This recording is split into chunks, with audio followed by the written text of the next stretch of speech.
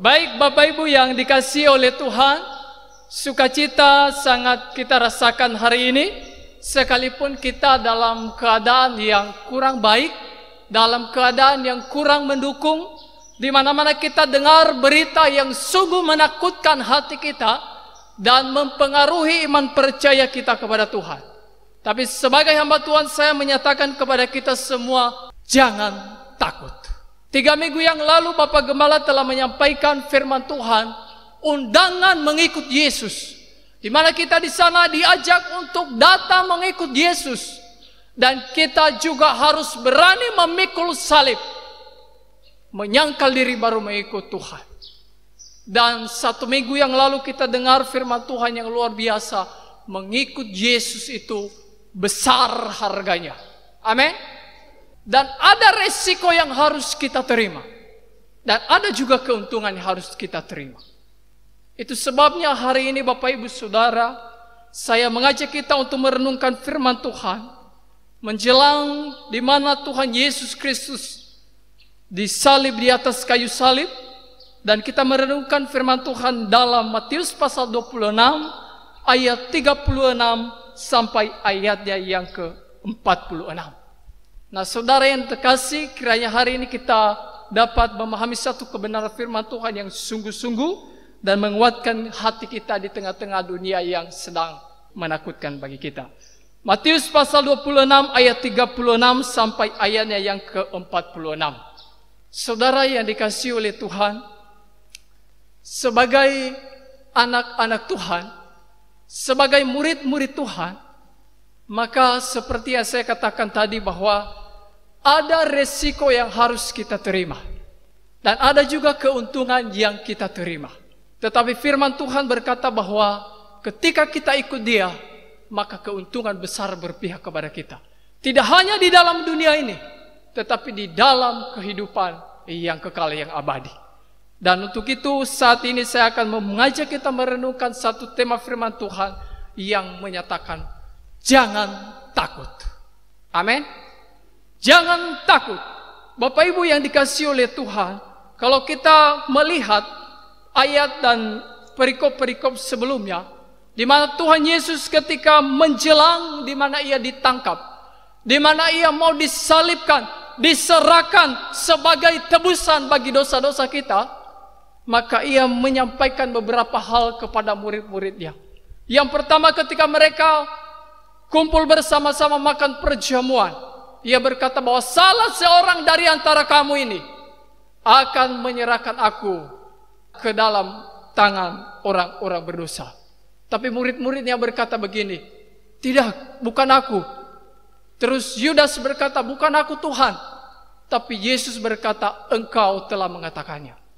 Kemudian di perikop sebelumnya, di mana ketika Yesus menyampaikan harinya sudah dekat, Ia berkata bahwa gembala akan dibunuh, tetapi domba-domba akan tercerai-berai. Kemudian Petrus berkata, biar yang lain Tuhan pergi, biar yang lain iman mereka tergoncang, tetapi aku sekali-sekali tidak akan berubah setia kepada Tuhan. Bapak Ibu yang dikasihi oleh Tuhan, tapi apa yang terjadi kepada Petrus yang dengan gagah perkasa dia berkata, iman saya tidak akan berubah sedikit pun. Justru dia yang menyangkal Yesus dan meninggalkan Yesus. Yesus adalah pemimpin yang sejati, yang jujur, yang memberitahukan kepada setiap orang yang mengikut Dia, ketika engkau mengikut aku, maka kamu akan mengalami ini, mengalami ini. Sehingga ketika tiba waktunya, engkau tidak kaget. Engkau tidak berkata, wah, kenapa ini terjadi? Kalau saya sudah duga, kalau saya sudah tahu sebelumnya, mending saya tidak ikut Yesus. Nah Bapak Ibu yang dikasihi oleh Tuhan, dalam ayat 36 sampai 38, Yesus menyampaikan apa yang sedang Ia rasakan, apa yang sedang Ia alami sebagai manusia. Ia rasakan apa yang sedang dirasakan manusia saat ini. Itu sebabnya ayat 36 dikatakan bahwa maka sampailah Yesus bersama murid-muridnya ke suatu tempat bernama Getsemani. Lalu Ia berkata kepada murid-murid, duduklah di sini. Ayat 37 dikatakan, ia membawa Petrus dan kedua anak Zebedeus. Mulai ia merasa sedih dan gentar. Yesus dalam pribadi manusia, ia rasakan kegentaran yang luar biasa menghadapi salib, menghadapi murka Allah yang akan ditimpakan kepadanya. Mengalami kesedihan yang luar biasa. Bahkan ayat 38 itu dikatakan bahwa seperti mau mati rasanya. Pernah alami mau mati rasanya, rasa seperti itu? Belum pernah Bapak Ibu Saudara. Tapi Yesus merasa seperti mau mati rasanya. Saya tidak pernah rasakan hal yang seperti itu. Itu sungguh luar biasa apa yang ia alami saat itu. Nah Bapak Ibu yang dikasihi oleh Tuhan, ini yang dialami oleh Yesus.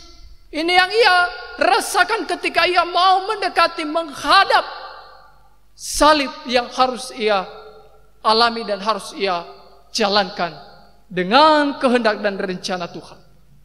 Kalau Bapak Ibu nanti buka dalam Lukas pasal 22 ayat 44, dikatakan di sana bahwa ia sangat ketakutan. Makin bersungguh-sungguh ia berdoa, makin serius ia berdoa kepada Tuhan. Dikatakan di sana bahwa peluhnya atau keringatnya seperti darah yang menetes ke tanah. Nah saudara, saya tidak tahu entah ada saraf yang pecah atau entah apa yang terjadi kepada Yesus pada waktu itu. Tetapi itu yang dia rasakan. Peluhnya seperti darah. Yesus tidak sedang bergumul dengan kebutuhan hari-hari, kebutuhan hari esok, akan apa yang dia makan, apa yang dia minum. Seringkali kita begitu, hanya pergumulan hari-hari saja, pergumulan hari esok, kepala kita ini sudah pusing 7 kali keliling.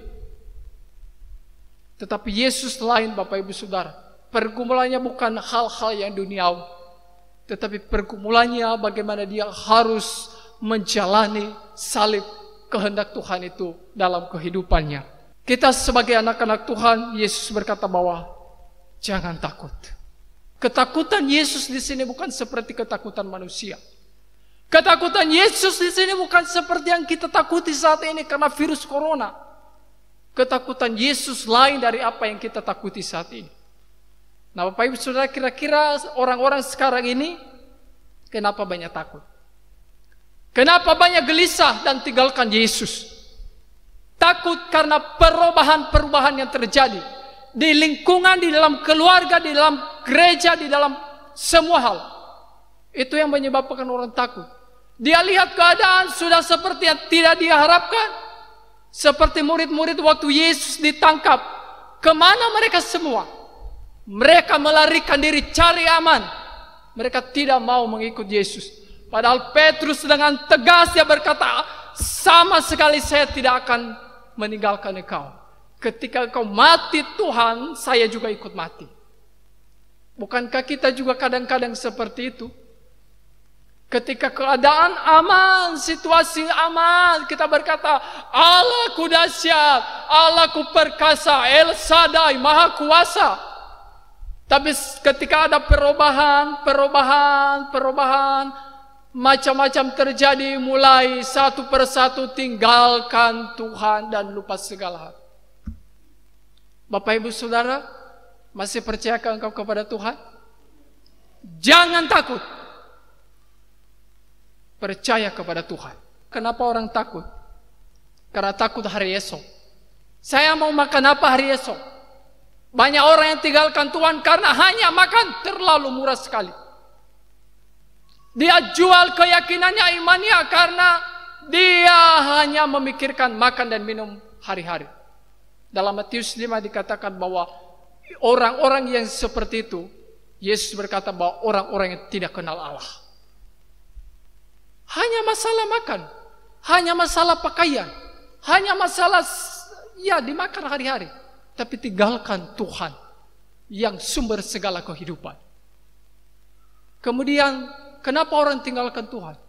Takut karena kekurangan. Takut karena tidak punya apa-apa. Tetapi tidak takut waktu dia mencuri punya orang. Waktu korupsi punya orang tidak takut. Tapi ketika punya dia, diambil orang takut. Ini orang dunia saat ini. Nah, Bapak Ibu yang dikasihi oleh Tuhan, kita lihat di sini katakan bahwa Yesus sangat sedih. Yesus sangat gentar. Tetapi ketakutannya bukan seperti ketakutan kita karena kekurangan, karena hari esok, karena hal-hal yang duniawi.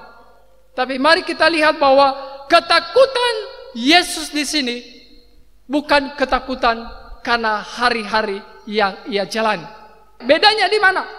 Ketika Yesus ditangkap, apa yang terjadi? Ia sama sekali tidak melarikan diri. Situasi yang ada di depan saya ditangkap, saya akan disalibkan, diserahkan ke tangan orang-orang berdosa.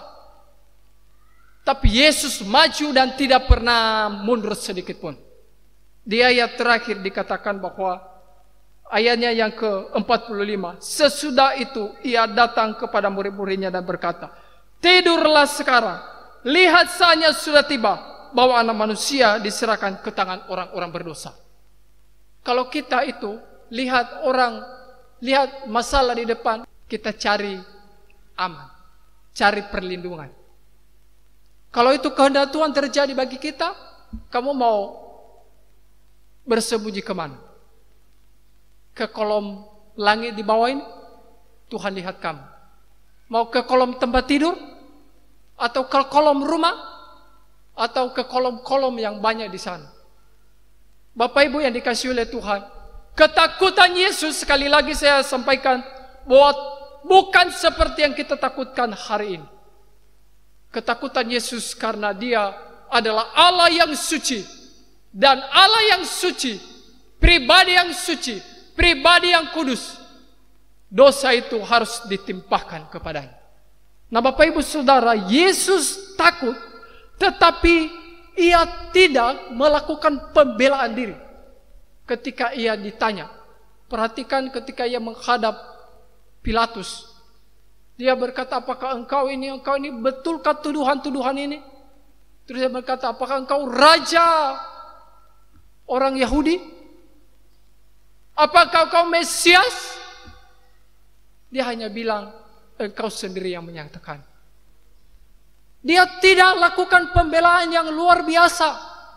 Dia tidak panggil semua orang untuk bantu, dia tidak. Karena dia adalah pribadi yang sejati, yang tidak pernah takut dan gentar menghadapi kenyataan hidup yang Tuhan tentukan bagi dia. Amin. Kalau manusia takut, kalau manusia mengalami masalah, banyak menghindarnya. Dan lebih celakanya lagi Bapak Ibu Saudara, banyak orang-orang yang membenarkan segala argumennya dan mengutip ayat-ayat Alkitab. Bahaya sekali. Padahal Rasul Paulus berkata bahwa aniayakah, ketelanjangankah, apalagi pedangkah, tidak ada satupun yang memisahkan kita dari kasih Tuhan. Amin. Tidak ada. Sebab dialah yang memiliki hidup kita sampai hari ini dan sampai selama-lamanya.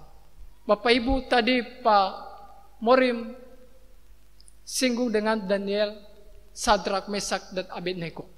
Ketika mereka disuruh untuk menghadap kepada Raja Nebukadnezar, terus mereka bilang kepada Raja, Raja, Tuanku Raja, sekalipun Tuhanku yang kami sembah tidak menyelamatkan kami dari perapian yang Tuhan buat, kami tidak akan menyembah kepada patung buatan Tuhan. Ini iman yang besar. Ini keyakinan yang kokoh yang tidak berubah. Sekalipun keadaan berubah, Raja Nebukadnezar bilang bahwa kasih lagi 7 kali lagi atau 5 kali. 7 kali lagi. Kasih kuat itu api, kasih besar itu api, supaya mereka rasa, supaya mereka tahu, supaya mereka sembah kepada patung buatan saya. Tapi mereka bilang, kalau Tuhan selamatkan kami, kami akan diselamatkan. Kalau tidak Tuhan selamatkan kami tidak akan puji patung buatan Tuhan Rajaku. Nah, Bapak Ibu Saudara yang dikasihi oleh Tuhan, ketika Yesus juga berdoa kepada Tuhan di Taman Getsemani, Dia berdoa sampai 3 kali. Dia berdoa pertama, ya Bapakku, jikalau sekiranya mungkin, biarlah cawan ini berlalu daripadaku. Tetapi jangan kehendakku, biarlah kehendak. Yang kedua dia berdoa. Yang ketiga dia berdoa. Apakah ada jawaban Tuhan? Apakah Tuhan menjawab dia? Tuhan tidak ada jawaban sama sekali. Tidak menyatakan diri sama sekali kepada Yesus. Tidak memberikan tanda-tanda sedikit pun bahwa ada jawaban. Apakah Yesus mencari jalan lain? Apakah Yesus mengutip ayat-ayat yang lain? Untuk beberapa ini jangan-jangan ini rencana Tuhan. Jangan-jangan ini rencana Tuhan. Jangan-jangan ini rencana Tuhan. Semuanya jangan-jangan, semuanya jangan-jangan. Praduga-praduga. Tetapi Yesus di sini Bapak Ibu Saudara, karena dia tahu itu adalah jalan yang harus dia lewati, dia tetap maju.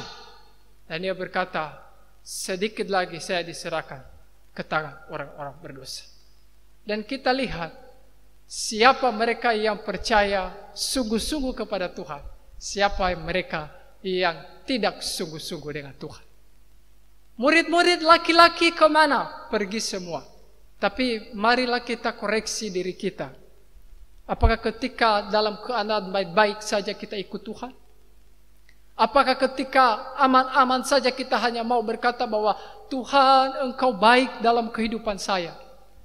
Apakah kita hanya terima yang baik-baik saja daripada Tuhan?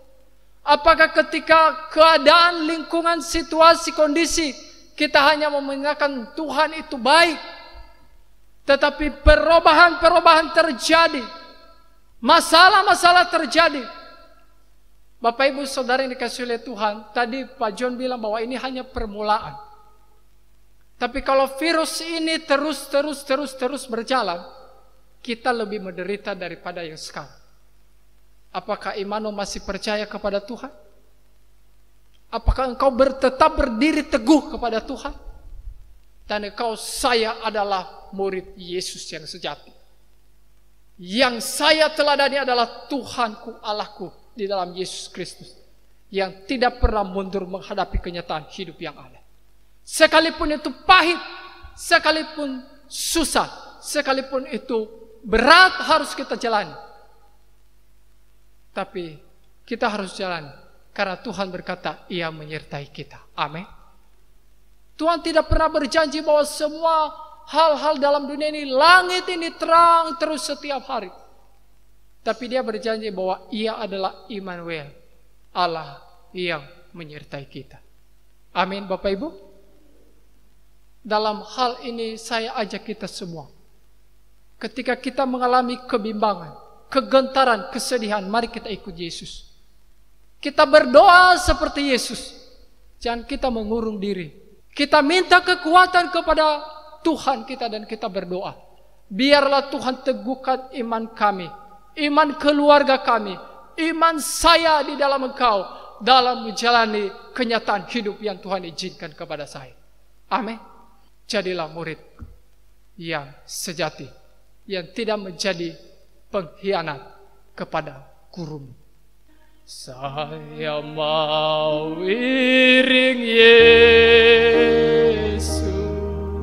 Saya mau iring Yesus. Saya mau iring Yesus sampai selama-lamanya. Meskipun banyak susah menderita dalam dunia, meskipun banyak susah menderita dalam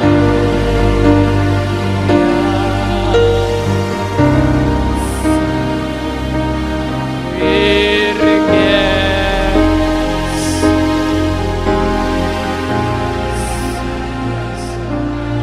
Saya mau iring Yesus.